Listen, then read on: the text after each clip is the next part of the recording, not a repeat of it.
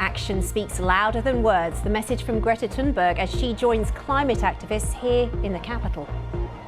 What's needed now is a big change in the narrative that we see the climate crisis, and right now it's more efficient to do that on the streets than to do it from inside.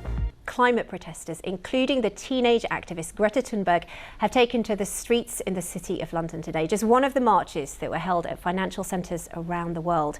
Among their demands that banks stop supporting fossil fuels and that plans to build the Silvertown Tunnel under the Thames in East London be dropped. It comes ahead of the UN COP26 climate summit on Sunday. James Waterhouse has this report. Everyone will get the shot. Which was easier said than done. Greta Thunberg was in there, but when you're the most recognisable climate activist in the world, a walk around the block is never easy. As protesters and the media jostled for position, some songs were sung. Greta didn't end up speaking, but in calmer surroundings did tell the BBC why she's here. What's needed now is a big change in the narrative that we see the climate crisis. We need it to reach a critical mass with people who are demanding change. And right now it's more efficient to do that on the streets than to do it from inside. You're left in no doubt what a global superstar Greta Thunberg is. She arrived and the media just surrounded her. There was a huge scrum there. Before Greta was sneaked away down an alleyway and into a cab. Her brief appearance brought excitement and added volume to this demonstration, which calls for banks to stop lending money to companies that use fossil fuels like coal, oil and natural gas. The most important thing that we all need to do is pressure corporations, banks and governments to make change. The small changes we're constantly told that we can make to make a difference, they don't add up to that much, whereas if the corporations change their policy and they stop funding fossil fuels, which are the primary driver of climate crisis, we have some hope.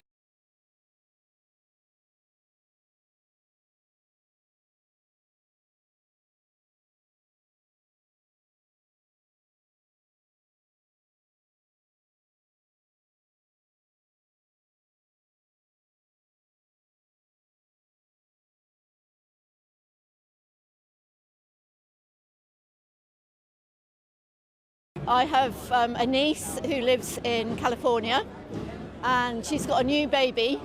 Well, he's 5 months now, and I had a Zoom call with her a few weeks ago. She told me she could not take that baby out the house because of the air pollution from the wildfires in California. It's entirely clear that world leaders are not going to save us from this crisis, because the system has created a huge gap, has fueled a huge gap between what they believe in and what they actually say, you know. Well, politicians will be hoping to prove Eric wrong when they meet for the COP26 climate summit on Sunday in Glasgow. More than 200 countries laying out their plans to cut emissions by 2030. With today, a little bit of pressure from the City of London.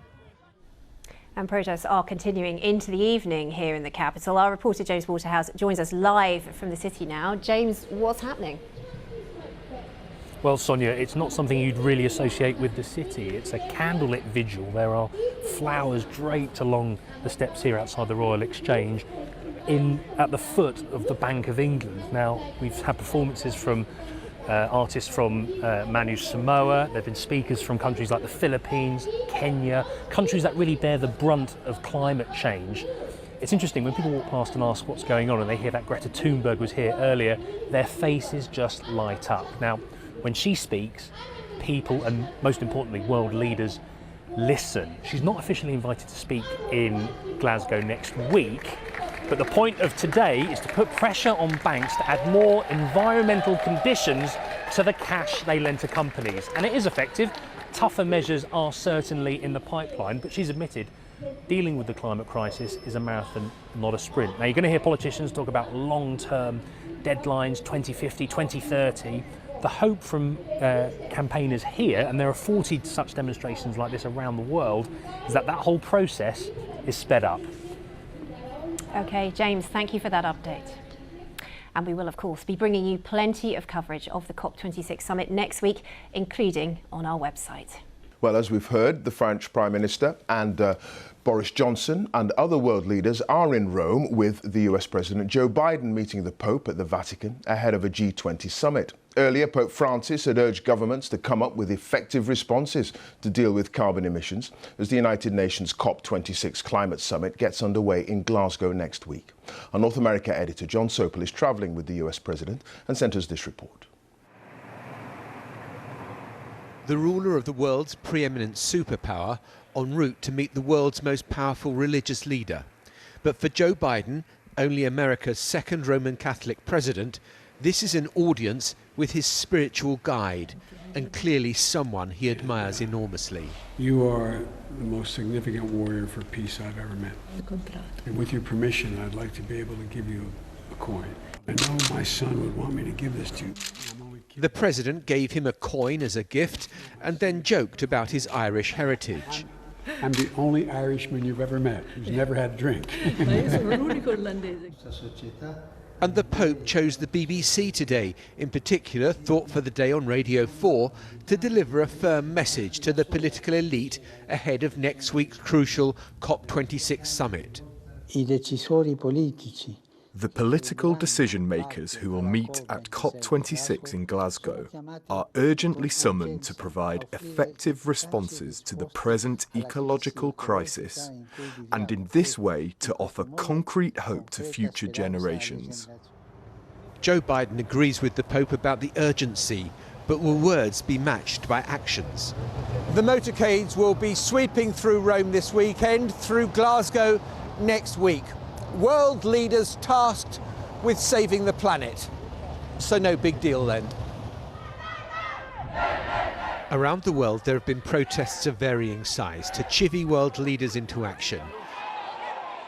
This was the scene in Tel Aviv today. In Glasgow, outside where the summit will be held next week, the demonstrators seem to be outnumbered by security guards. And in London, Greta Thunberg was the star attraction. She's buried somewhere in this mob of photographers. And she had this message for President Biden. When you are a leader of the most powerful country in the world, then you have lots of responsibility.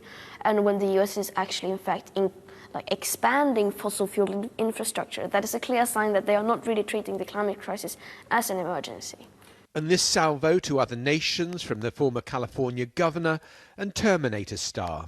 All of those countries that come and give speeches and say, we are not going to go and lose jobs because of this going green and all this, they're liars. They're just stupid and they don't know how to do it. Joe Biden on this trip to Europe wants to show that America is leading the world on tackling climate change. But his 85-vehicle convoy, most of which were flown in from the US, may not be leading by example, or in this holy city, practicing what you preach. John Sopel, BBC News, Rome.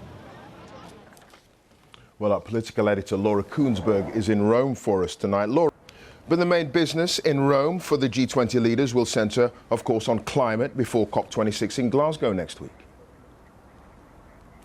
Well, that's right, Clive, and do not underestimate how much political pressure there is on Boris Johnson, having made this a priority for his government, literally playing host to the world by the time all of the huge big show on the road here moves to Scotland at the end of this weekend. There is, of course, a formidable alliance, whether that's the Pope, Arnold Schwarzenegger, Joe Biden, Boris Johnson or other Western leaders who want to help the Brits in their task of pushing the world further and faster on their commitments to help halt changes to the climate. But there is also formidable powers on the other side who aren't as enthusiastic, who aren't as reluctant, whether that's China or India. It's certainly not a slam dunk for Downing Street. They know that these big climate talks coming are vitally important, and they're at this stage not at all confident that they're going to be able to pull off what they want to achieve. OK, Laura, thank you. Laura Kuenssberg there live in Rome. People around the world are saying that they want their governments to take strong action on climate change. Well, that's according to a new poll commissioned by the BBC. Ahead of the opening of that climate summit in Glasgow on Sunday, more than 30,000 people were surveyed across 31 countries about their attitudes to climate change policies. More than half, 56%, say they want their governments to play a key leadership role. Let's get more now on this with our environment correspondent, Matt McGrath. Matt, tell us a little bit more about what this survey has found. Well, Rebecca, you might think that having 56% of respondents saying they wanted more serious climate change action from their governments isn't a huge majority, but I think it's important to see it in context. The opinion pollsters here carried out a very similar survey just before the Paris climate talks back in 2015, 6 years ago. And the difference between then and now is quite remarkable. People looking for strong action from their government, strong leadership, it's increased by 25% essentially over that period of time. And it's increased in a lot of interesting countries, in India and in China. In China, back in 2015, only 18% of people wanted to see their governments take strong action. That's gone up to nearly half of respondents now. So it's an opinion poll, it's a snapshot of opinion, but it does show that people are more serious about climate change and want their governments to take more serious action on it. And is that seriousness mirrored in all the 31 countries that were surveyed, or are there differences? There's certainly differences in some countries. Overall, only 8% of those 30,000 people or so polled don't want to see an agreement come out of Glasgow. But some countries are running counter to the narrative in some respects. For Russia, for instance, where 6 years ago when the survey was carried out, 50% of people wanted to see strong action from the Russian government. That's fallen to less than 40%, about 38%. In other countries, it's mostly up, but there are a few countries like Russia where the numbers have gone down. Fascinating. Matt McGrath, we must leave it there. Good to talk to you. Thanks. That's our environment correspondent. Thank you. World leaders are preparing to head to Glasgow for the UN Climate Change Conference, COP26, an event Boris Johnson says must be a turning point for humanity. We'll be live at the summit, letting you know what's being discussed and decided and what it means for you. We'll be speaking to people at the very heart of the talks, plus experts from around the world. And we'll have full analysis from our team of global correspondents. Join us for COP26. Starting Sunday on the BBC News Channel. Well, actually, we can now glide into our next guest because they're from the World Wildlife Fund for Nature, the WWF, and it's Isabella O'Dowd, their head of climate change. Hello. Hello, good evening. Just before we dive into COP26 and the climate change conference, which we're going to talk to you about, what do you think about the air passenger duty stuff for domestic flights? Because I'm confused, because some people say actually it might not be that bad for the environment after all, even though intuitively you think it would be. Yeah, I think overall we were quite disappointed to see that running up into the Glasgow climate talks next week. I think the main point being we really need to be investing in trains and kind of moving away from domestic flights. And in terms of the sort of long haul flights, I think for us it's very much about a frequent flyer. So penalising those that fly frequently, rather than penalising those that maybe have to take a long-haul flight once a year to go back to see their family. So overall, I think for us, it's a negative announcement. I think earlier this year, France even committed to ban short-haul flights where you could take a train as an alternative. And that's the sort of policies we need to see to take the climate change crisis really seriously. And that's why we're trying to get the Treasury to put in place a net zero test of spending so that these things can be assessed before a spending budget or a comprehensive spending review. Now, Isabella, we've got loads to talk about with COP just around the corner, but I've got to tell you something about Adam. Adam doesn't half love a good quiz. It's been something of a staple on Newscast and its other named cousins down the years, whether it's been Brexit or elements of the pandemic or whatever. A quiz. We're never more than a few weeks away from a quiz, and right now we are just moments away from a quiz. Seconds away, because we wanted to do a COP26 quiz so we could learn more about this climate change conference, which I will be going to on Sunday by train. And we have roped in, as the quiz masters, some big fans of Newscast. They're pupils from Viner School in West London, and regular listeners might remember them because their teacher, Mr. Beale, makes them listen to every edition of Newscast. Every single one. As an educational tool. Which means they're probably listening to this, which is super meta. Anyway, so they've got a whole load of questions about COP26. Take it away. Hello, I'm Rianne, and my question is, what exactly is COP26? Rianne, that is the question, isn't it? And we can't really go anywhere until we've answered this one. Isabella? That's a great question, Rianne. So COP26 is a climate summit that's happening up in Glasgow. The UK are the hosts for this year. And what's so special about this climate conference, they happen every year. This was meant to be 5 years on from the Paris Agreement that happened. But because of COVID, it's been delayed by a year. So COP26, this milestone is where countries all around the world need to come together and put forward their plans on how they're going to meet the Paris Agreement, which is to keep warming of global warming to 1.5 degrees. So they need to put forward their action plans to 2030, which is their national determined contributions, but also their plans to 2050, which is their long-term strategy. Okay. So it's a really, really critical moment for international countries to come together and make those commitments. Hang on a minute, Isabella. What actually is COP? What does it stand for? I was going to show off with that one. Oh, were you? Well, I don't care who enlightens me. Just enlighten me. It's the conference of the parties, and the parties are the people who are party to the UNFCCC. Oh, right. That's as clear as... are you the what? The United Nations Framework Convention on Climate Change, which is the whole kind of foundation of which this battle against climate change is based on. I feel the need to fact check this. Was that right, Isabella? Yes, that is right. Oh, damn. I was hoping you were going to say, well, actually, there's just a little detail that you've got not quite right. Brilliant. Right, I think we've got that square in our heads. So enter question number 2, or questioner number 2 from the Viner School. Hi, I'm Levi, and I'd like to know how we'll know COP26 is successful. Levi, you're not the only one asking that. Yeah, Isabella, what's your yardstick for a good COP26? Yeah, so for us at WWF, we've kind of got 2 key tests. So it's really important that we keep 1.5 degrees on the table. So every government must use COP26 leadership to pull every lever at their disposal to make sure the world gets on track and closes that gap to limit global warming to 1.5 degrees. So we're currently on a trajectory to 2.7 degrees, and we need to see countries put forward stronger plans to get on track. And the other main priority for us is to make sure nature is a climate hero. So it's really vital for us at WWF that COP, we see nature being recognised in an ally to fight against climate change. And failure to do so, we think, will undermine the ability to limit that global warming to 1.5 degrees.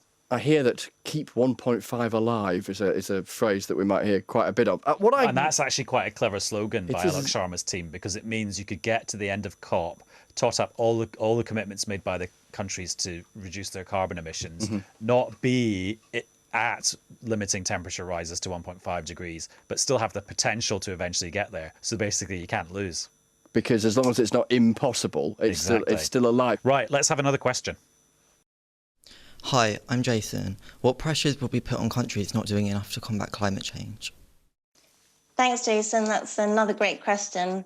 I think the main thing for me is we need to make sure people realise it's not too late. The scientists have issued this code red for humanity, and it is the UK government's role as the leaders of this summit to make sure they're bringing countries around the country to close that gap.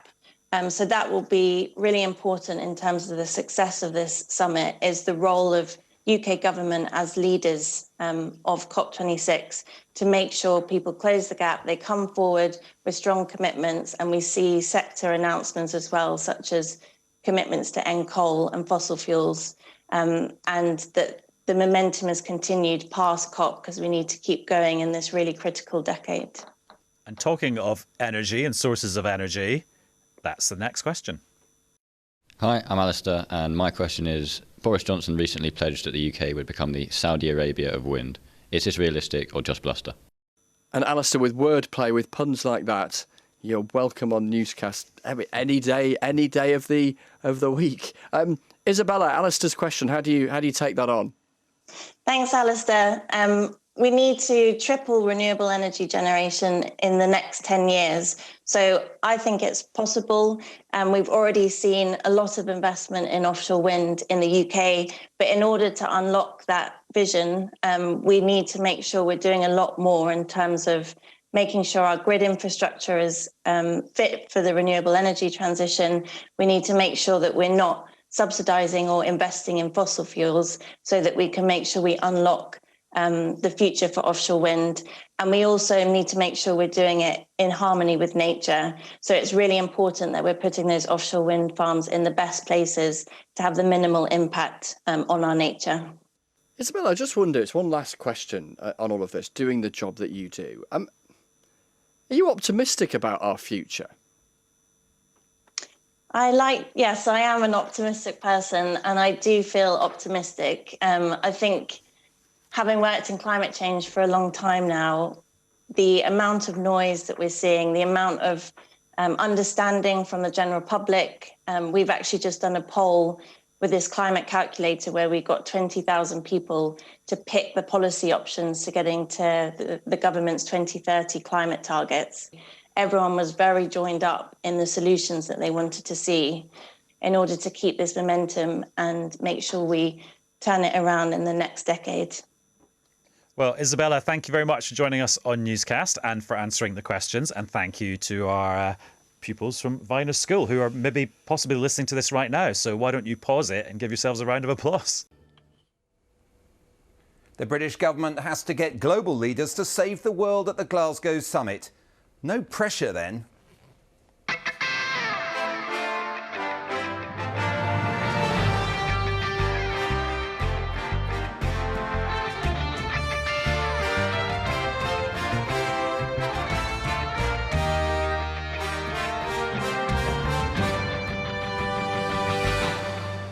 World leaders, protesters and lobbyists head for Glasgow as number 10 says success is far from certain.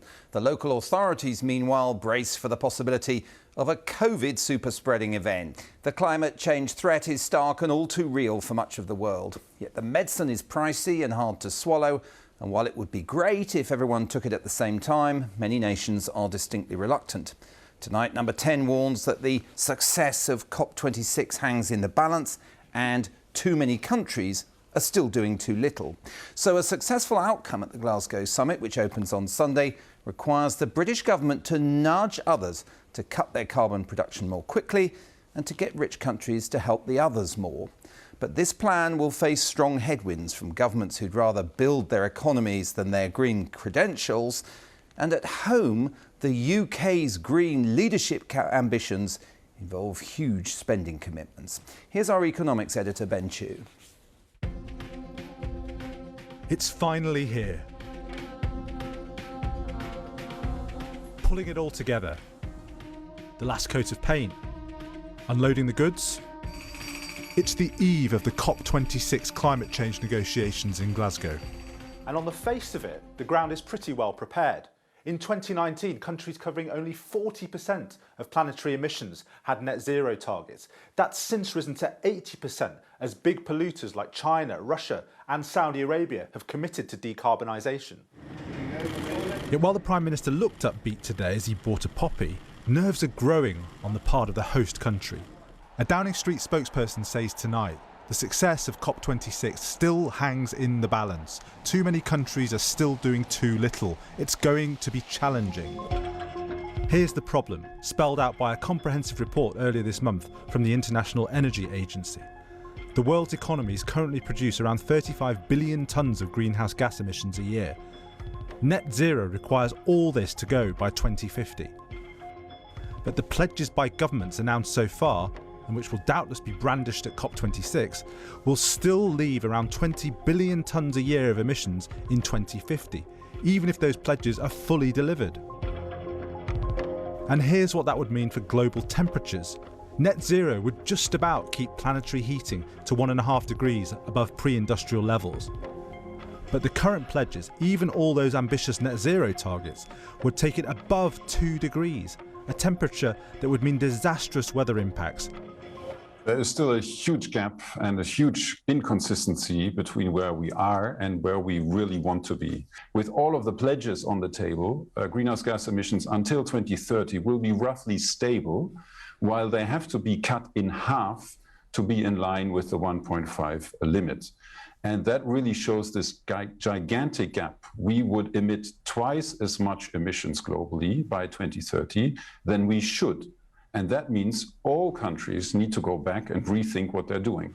In order to keep 1.5 alive in Glasgow, Boris Johnson not only needs to get countries to show how they're going to meet their decarbonisation pledges, currently a big blank space, but also to persuade them to up their ambition on the timescale for decarbonisation. The view of most experts is that while the UK's own recently unveiled net zero strategy is far from perfect, it does enough to enable Boris Johnson to credibly claim Britain is leading by example. But what we don't know is whether the Prime Minister will be able to use that example to help persuade other countries to go further than they currently seem poised to do in Glasgow. His positivity is definitely an asset. He has always been a supporter of these issues, and I think that will really help us through. As host, the UK does have a really big responsibility, but I think we have a good chance of hopefully showcasing the UK's leadership and also promoting the task ahead to the other nations. Since 1990, we've cut CO2 by 44%. What's the test of success at COP and UK leadership? Well, we want them to increase their targets of overall emissions. We also want a list of things that they are willing to do. For example, phase out coal-fired power, or think of the end of the internal combustion engines for cars, how to reduce other greenhouse gas emissions than CO2, when to go to 100% zero emission steel. If you think about individual actions, it's much easier to understand what it is. After years of preparation, COP is on. But the cloud over this conference is the fear that these 2 weeks in Glasgow could go down in history as a COP out on addressing climate breakdown.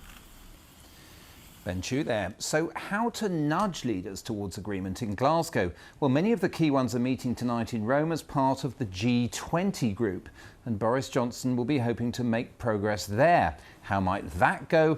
Kevin Rudd, who as Australian Prime Minister was a founder of that group, joins us now. Welcome to Newsnight, Mr. Rudd. All sorts of agendas and powerful economies there in Rome tonight at the G20. Can that be stage one of the persuasion job for Glasgow, do you think? Very much so. The G20 is named because it's the world's 20 largest economies, and between them represent probably 90% of global emissions. So Prime Minister Johnson, and to be fair to him, I think the British domestic position on moving towards carbon neutrality by 2050 is a sound one.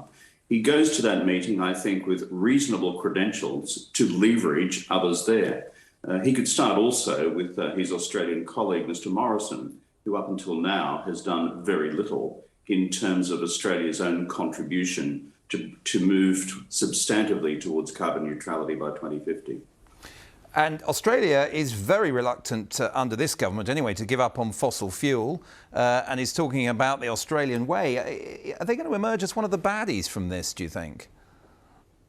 I think there is a real risk of that. Mr. Morrison, the current government in Australia, has been dragged kicking and screaming to a notional position of carbon neutrality by 2050.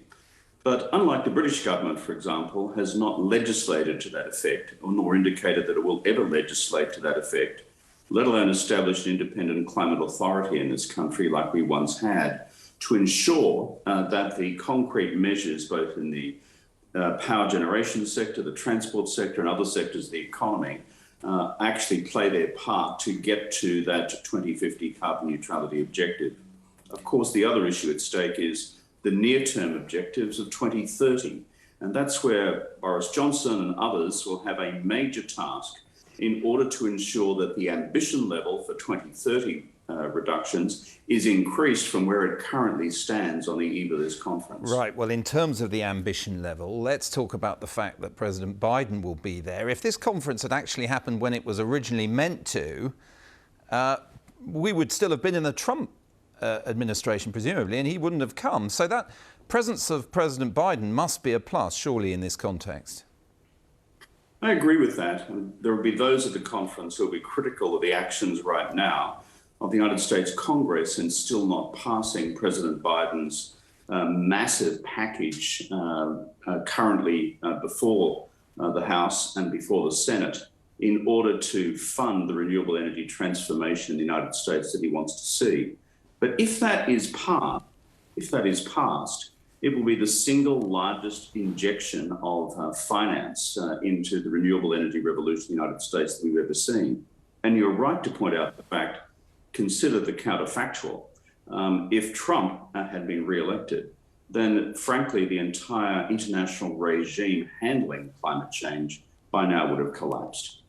Let's talk about China, because it would seem that you can't really have a COP, one of these agreements, without getting Chinese buy-in, that they're so central now, if we look at the future trends in the global economy, that unless they're prepared to yield something, it's going to be hard for the UK to claim a triumph. Yeah, China and the United States are the two elephants in the living room as far as global emissions are concerned, respectively number 1 and number 2 global emitters. Biden, we've just discussed. China, to be fair to Xi Jinping and his predecessors, have moved a long way since I first encountered them at the Copenhagen conference of the parties in 2009, when together with India, they effectively sought to torpedo that conference altogether.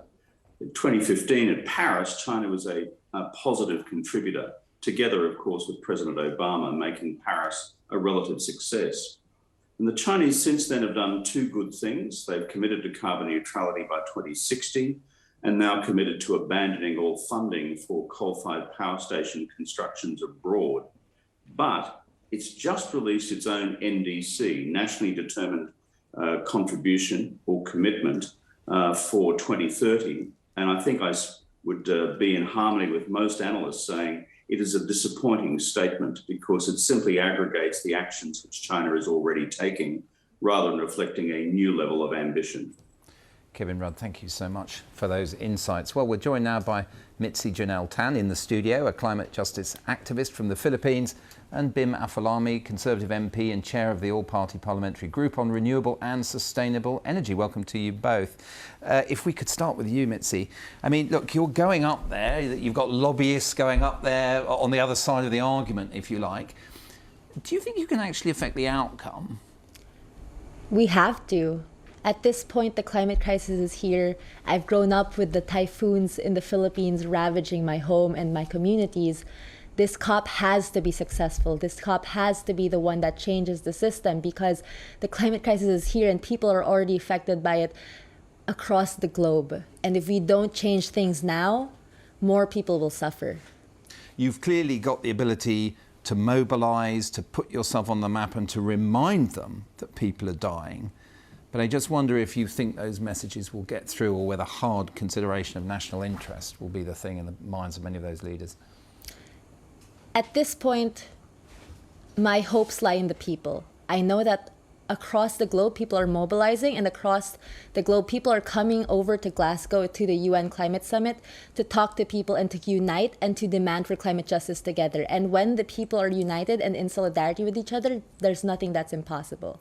And so the world leaders will have no choice but to listen to us. The world leaders will be so afraid that they will finally listen to the people and actually have drastic carbon dioxide emission cuts and reparations from the global north to the global south so that we can adapt and manage the loss and damages we've already experienced. Right. Now, key to this, Bim Afolami, is the idea that getting to 1.5% should be happening in a faster way.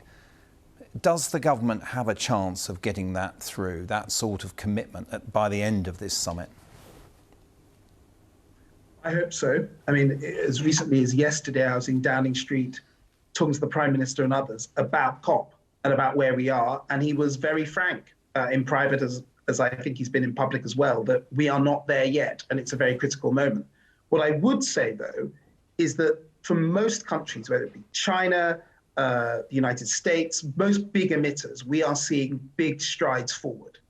And now, in addition to hopefully seeing more of that, what we need to start seeing are some of the infrastructural changes within countries to help the mechanisms of actually how we practically achieve the aims that countries have set out. Because I think that that's the next step that most countries need to get to. I mean, you've put an optimistic framing on it, but as Kevin Rudd was pointing out, we now know what China's nationally determined contribution, this statement of intent, is. And frankly, it's just a bit slower to that 2030 point, up to which they're still increasing their emissions, aren't they? So there's a big mountain to climb when one of the world's biggest economies is still going to carry on increasing emissions in that way. Yes, but what we also have to remember is that all countries in the world are at different stages of their economic development. And I've spoken to Xi Jinping, the head of the Chinese delegation, and members of his team. And one thing that Chinese interlocutors will always say is, we are not a fully developed country like the United States or Britain or France or other countries. Therefore, their judgments they're making around their economy and how they are decarbonizing their economy are different from ours. I think the point that the lady in the studio made about making sure that the rich world, in effect, can help finance adaptation in the poorer parts of the world is absolutely key. And I know Mark Carney is doing a huge amount of work on this alongside others, because that is going to have to be part of the solution. We can't just say to all countries, look, you're on your own, you've got to find a way of doing these huge drastic cuts of CO2 emissions when they are economically still not where they want to be. What we've got to do is got to help them adapt, help them deal with the problem of climate change, and do that in an economically sustainable way for both our country and for theirs. Well, let's come back to Mitzi on that, because been mentioned there countries that say they are still developing economically. Obviously, China is the big one that wants to carry on increasing emissions, but India as well has made that same argument in the past. And when you mentioned before using activism to change the minds of people, does that equation apply in China? Definitely. At this point, we have to understand that even in these developing countries, we cannot afford to invest in new fossil fuel infrastructures and to have new fossil fuel projects across the world. And definitely there are different levels of economic status, just as mentioned earlier, but we have to remember that it's the Global North's responsibility to support these transitions. It's not help, it's accountability. Because if we frame it as help, it seems that as if that the Global North countries are the saviors.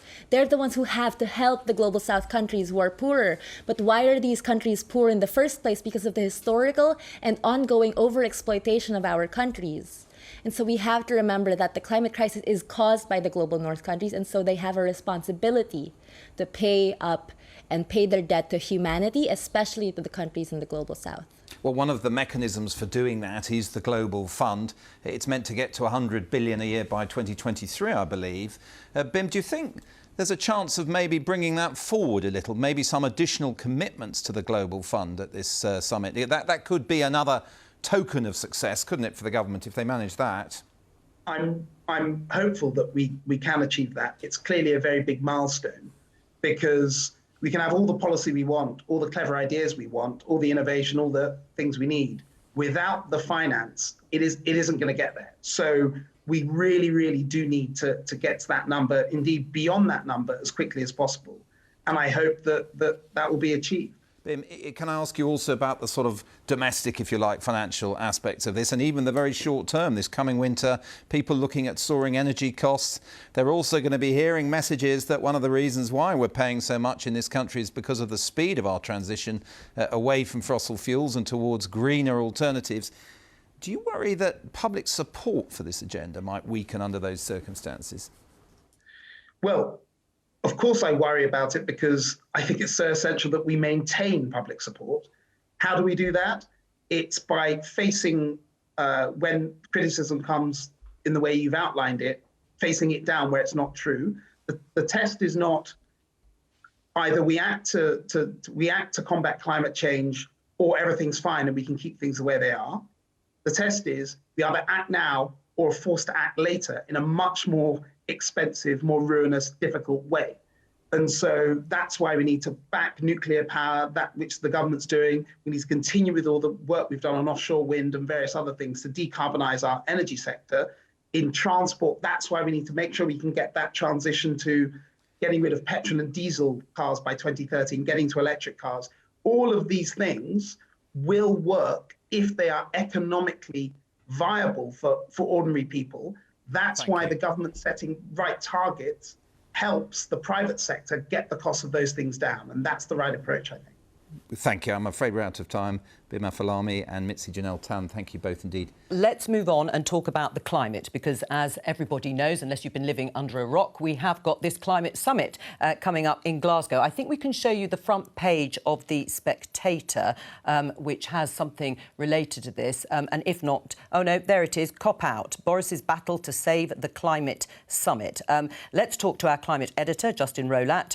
Justin, welcome to you. Explain what COP26 actually is and what's being discussed. Oh, modest question. Absolutely. You've got 30 seconds. No, yeah, I'm joking. Okay, I'll wrap it up very quickly. It's a process. So a process set in place when the world came together at Rio for the Earth Summit in 1992, way back when, and agreed that there was this issue with global warming and maybe they should get together to do something about it. What shall we do?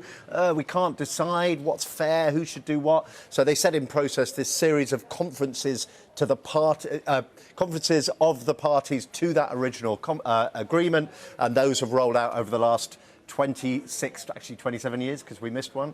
But and that's why we've got to COP26. So this is a process of the world coming together, trying to agree who's going to do what to cut carbon emissions, essentially, at its most simple. Is that good enough for you, John? Yes, that has satisfied me, certainly. I don't know about the rest of the panel. What will success look like, then?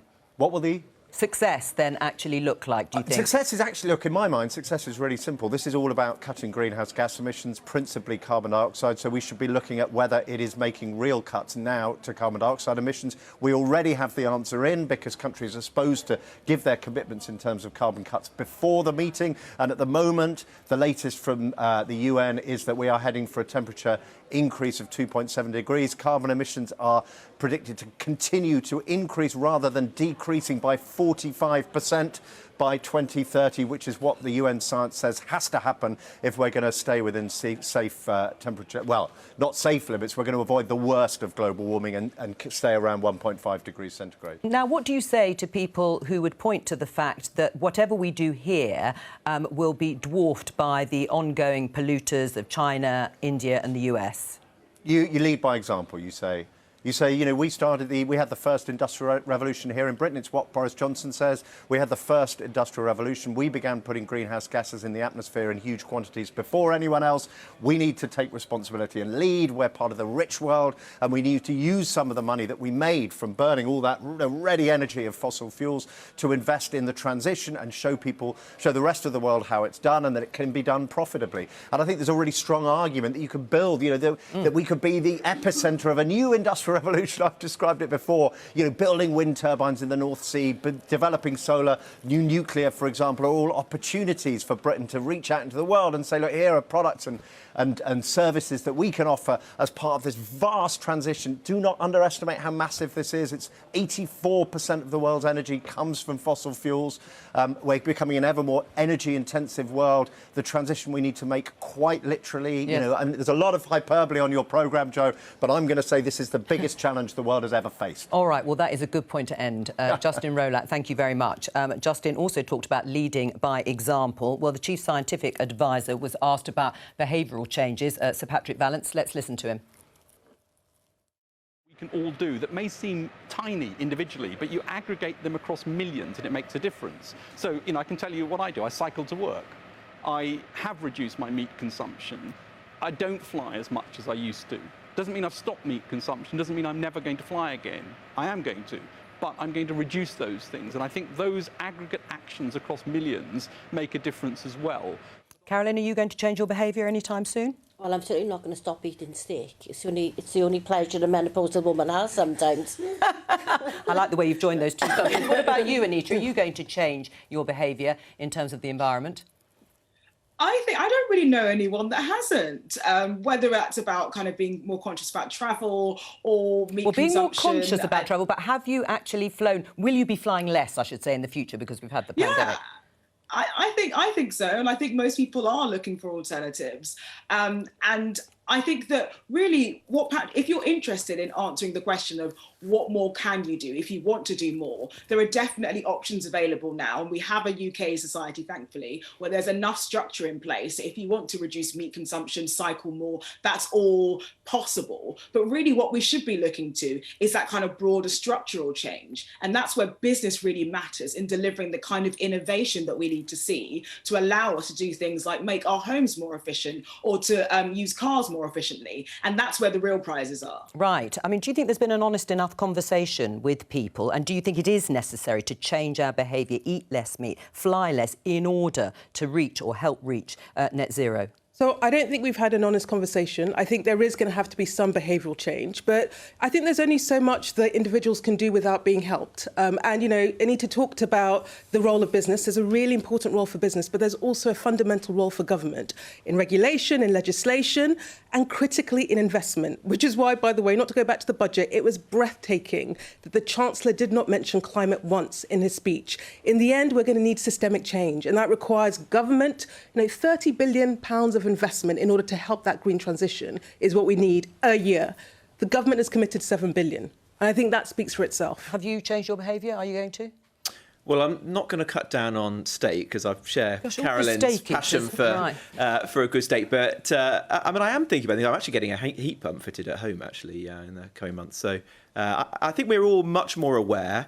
There's a lot more we all, frankly, I certainly could do to change my behaviour. I don't think it's actually helpful for the state to go around telling people what to do on these things like stopping eating. I think educating people, raising awareness is important, but it will be counterproductive to all of our ambitions to tackle climate change if we start nannying people too much. Well, let's go back to that honest conversation. Let's show you this statement from Boris Johnson in the government net zero strategy. For years, going green was inextricably bound up with the sense that we have to sacrifice the things we love. But this strategy shows how we can build back greener without so much as a hair shirt in sight. Miata? So I think he's being relatively he's being Boris. Let me put it like that. In the end, there are going to have to be changes. I think most people recognise this. I think the question for me is how do we do this transition? And actually, I'm really optimistic about the transition because on the other side of it, if we get it right, is a world that is safer, but it, should mean more jobs. It should mean lifting up living standards. It should mean, warmer, cleaner homes. There are some upsides to this, but it's not going to happen by accident. Right? It requires all of us to do our part, but it also requires businesses and government to do their part. Right. That's how we do the transition. Anita, is this Boris Johnson and cakeism? Having his cake and eating it? Well, I don't think so. I mean, the Net Zero Review was the most comprehensive one of these that really exists in any country. And the UK has been leading the way for a long time in its thinking and its innovation and its investment in green. And I think that that is a positive for our country. That's not to say that the Net Zero Review didn't spell out some of the difficult choices, particularly around homes and heating that will face our country. But ultimately, there are advantages to getting ahead of this, not least in the number of ways in which we'll be able to sell our innovations abroad. Right. I mean, in terms of investment, though, £28 billion has been committed by Labour if it were in government in terms of investing in the green economy. Nothing like that from the government. Well, we're already investing billions of pounds in the transition. We're $7 billion a year. As opposed to the 30 billion. £7 billion a year is a lot of money. I mean, I know that the pandemic has skewed everybody's understanding of what is money, but £7 billion is a lot of money. We're also doing this through smart changes to regulation, which doesn't cost the state necessarily so much, like, for example, the phasing out of gas boilers, the phasing out of diesel and petrol cars. These things will ensure that the private sector ramps up over a period of time, brings down the price of those new products, and hopefully we will all be able to take them up when the time comes. I'd just say you cannot do the transition to net zero on the cheap, and that's what the government's trying to do. Its own Committee on Climate Change says that we need to be investing 1% of GDP. By 2030, we need to be looking about $50 billion a year. Well, the Committee on Climate Change praised the government's net zero strategy and said that it was a huge step forward, one of the best of its kind anywhere in the world. The net zero strategy is not worth the paper it's written on if it's not backed up by investment. You cannot do it on the cheap, and at the moment, that's what the Chancellor's trying to do. That's right, COP26, Joe, next week, just across the Clyde at the Scottish Events Campus. Behind me is where it will be taking place. Now, it's a hive of activity at the moment. There's fences going up, there's security everywhere, roads are already closed. And if you want to get a hotel room in Glasgow next week, good luck to you, because there's 25,000 delegates coming here. There's media from across the world, there's activists from across the world as well. And a backdrop to all of this is, of course, the pandemic, because that's not gone away, and Glasgow is about to welcome tens of thousands of people. Hospital numbers in Scotland at the moment are a lot better than they were at the peak of the pandemic, but they're still concerning. There's still problems within the NHS. We have A&E departments in some areas asking people to only come in if their injuries are life-threatening. And it was with that background of both COP and the pandemic that was at the forefront of Nicola Sturgeon's mind when she gave a COVID update to MSPs in Holyrood this week. The summit, of course, is one of the most important gatherings of this century so far. It is perhaps the world's last chance to avert future climate catastrophe. The Scottish Government will do everything we can, working with the UK Government, to help make it a success. The hosting of COP would always have been a significant challenge given the scale of the event for the UK and Scottish Governments and for Glasgow City Council. However, the fact that it is happening amidst a global pandemic obviously makes it even more challenging. And it is inevitably the case that an event of this scale poses a risk of increased COVID transmission. However, I want to assure Parliament and the public that the Scottish Government has been working closely with the United Nations and the UK Government to mitigate these risks as far as possible. Presiding Officer, I said earlier that our position, although improved from over the summer, is still fragile. Vaccination is still allowing us to live with far fewer restrictions and mitigations than was possible at earlier stages of the pandemic. And, of course, case numbers are lower than they were in August and early September. But they are still high and may now be rising again. And as we head into winter, there are factors which could drive cases up further. So any delegate that's in the area behind me, known as the blue zone, will need to have tested negative to get into the UK. They'll need to do a daily lateral flow test. They'll need to wear face coverings and do 1 metre distancing. The Scottish Government wants that behind me to be a hub of ideas about climate change. It doesn't want it to be ground zero of a COVID outbreak. No, absolutely. Well, let's talk about some of the ideas, because there was a debate about the substance of the talks themselves and what's being done to tackle climate change. That's right. There was a debate in Holyrood this week talking about what could come out of COP, and Scottish Conservatives net zero spokesperson Liam Kerr talked about how he was disappointed about the Scottish Government missing climate targets. He said he wasn't impressed with their preparations for COP or the SNP Council in Glasgow's preparations. He did, however, praise the UK Government's track record on tackling climate change. And one of Scotland's two Green Government ministers, Lorna Slater, took objection to that. Let's have a look at that exchange. We too welcome the world to Glasgow next week as the UK takes over the presidency of COP26. It is and it will be an extraordinary event, but one whose importance cannot be downplayed. Now, I've lodged an amendment, which I hereby move, but let me start by acknowledging that the unamended part of the motion picks up what many commentators suggest is our last opportunity to limit global warming and deliver on the Paris Agreement, and that immediate and rapid action on emissions reduction and investment in low emission and zero carbon technology must be made. Which is why I'm pleased that the UK, the United Kingdom, has the opportunity to showcase its track record on combating climate change and to seek to lead by example. That example is clear, yes. Minister Lorna Slater. Rishi Sunak spoke today for an hour on the budget without even mentioning climate. He's lowered tax on beer and wine while polluting the rivers. Maybe we should be grateful for that, because it sounds like we won't be able to drink the water. And he's incentivised internal flights within the UK by lowering taxes on flights that are already cheaper than train travel. How can you say that the UK is leading on climate change when these are their policies? So We can see from that Lorna Slater not entirely impressed with the contents of Rishi Sunak's budget. And Nicola Sturgeon picked up on it as well at First Minister's Questions this week, specifically that cut to air passenger duty, and she labelled that the wrong choice. That cut Rishi Sunak talks about, he framed it in quite a political way, saying it would be easier for people who lived across the UK to visit one another, saying that the United Kingdom was and would always be one family. Right, David, at First Minister's Questions, members were talking again about whether Scotland's actually prepared for the summit. That's right, and there was a big development on that front this week. There was a rail strike planned.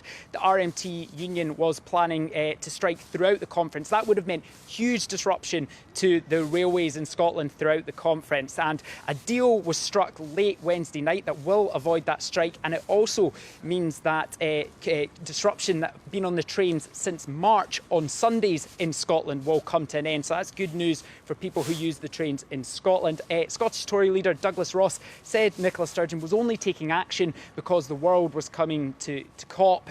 Nicola Sturgeon denied this and said it was a good outcome. But that's not the only strike in town, because some cleansing staff from Glasgow City Council are protesting against what they consider to be cuts to services in the city, and they're planning to go on strike for some of that conference. And Scottish Labour MSP Pam Duncan-Glancy, who actually lives in Nicola Sturgeon's constituency, brought up that long-running dissatisfaction with members of the cleansing team at Glasgow Council at First Minister's Questions this week.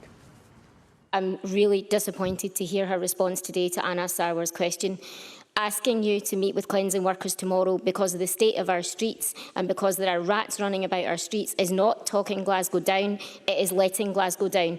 As my representative, as my MSP, I ask the First Minister again, please meet with cleansing workers tomorrow and hear from them firsthand what is happening. And I can assure you there are rats in our streets, there are rats in my flat. As my representative, please meet with cleansing workers tomorrow and show that you care about Glasgow.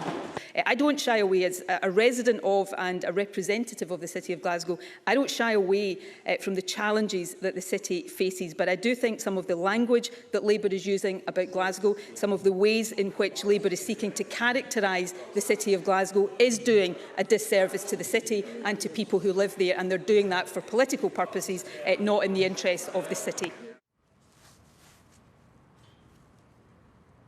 So the state of Glasgow as a city, the cleanliness of the city, has been a long-running political saga here. It sounds like it's going to be at least an aspect of COP, with the GMB union, who represent cleansing teams that work for Glasgow City Council, planning to strike some aspects. So just one part of what will be a huge political fortnight for this city and for Scotland. David Wallace-Lockhart, thank you very much there in Glasgow.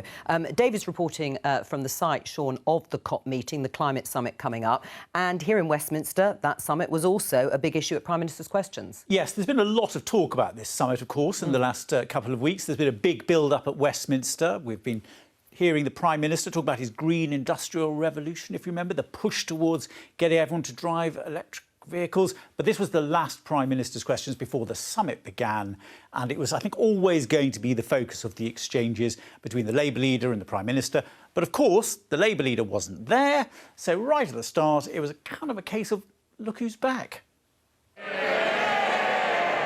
I just want to reassure both sides of the House it's one time only that I'm back. Mr. Speaker, we all need the vital COP26 summit in Glasgow to deliver next week, because failing to limit global warming to 1.5 degrees will have devastating consequences for our planet, and that is shared across this House. Does the Prime Minister agree that to keep that goal of 1.5 degrees alive, we need to roughly halve global emissions in this decisive decade? Well, I welcome the right honourable gentleman to his place, and indeed, I think the whole House will extend our sympathies to the leader of the opposition. I hope he returns soon. He's right in what he says about the need to keep 1.5 degrees alive, and that will be, and it does depend on what happens this decade. It depends on the commitments that are made. All I will say, Mr. Speaker, is that already very substantial commitments under the UK presidency designate of COP have been achieved, and we've moved from only 30% of the global economy committed to a net zero by the middle of the century to now 80%.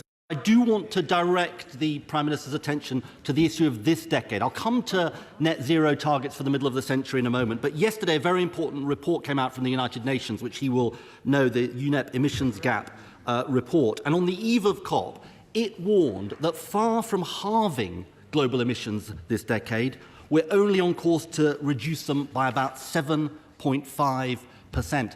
Does the Prime Minister acknowledge, because this is crucial for what happens at Glasgow and after Glasgow, does the Prime Minister acknowledge how far away we are from the action required in this 10-year period? Prime Minister. Mr. Speaker, indeed I do, but I think what the House should also recognise is how far we have moved just in the space of a few years since the Paris COP summit of 2015, where, as I'm sure the right honourable gentleman will remember, the world agreed to net zero by 2100, by the end of the century. I just correct the Prime Minister on one point. It was the second half of this century set out in Paris, not 2100 for net zero. But here's the problem, Prime Minister, on this question of net zero targets for the middle of the century. It's easy to make promises for 30 years' time. It's much more difficult to act now. Australia has recently announced a 2050 net zero target, but its 2030 target would head the world towards approximately 4 degrees of global warming.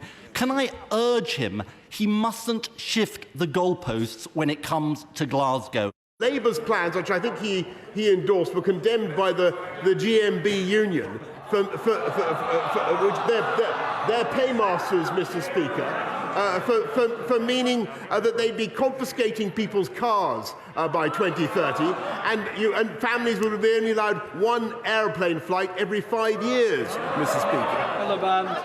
Mr. Speaker, let me tell him, what this summit needs is statesmanship, not partisanship, which we just heard from the Prime Minister.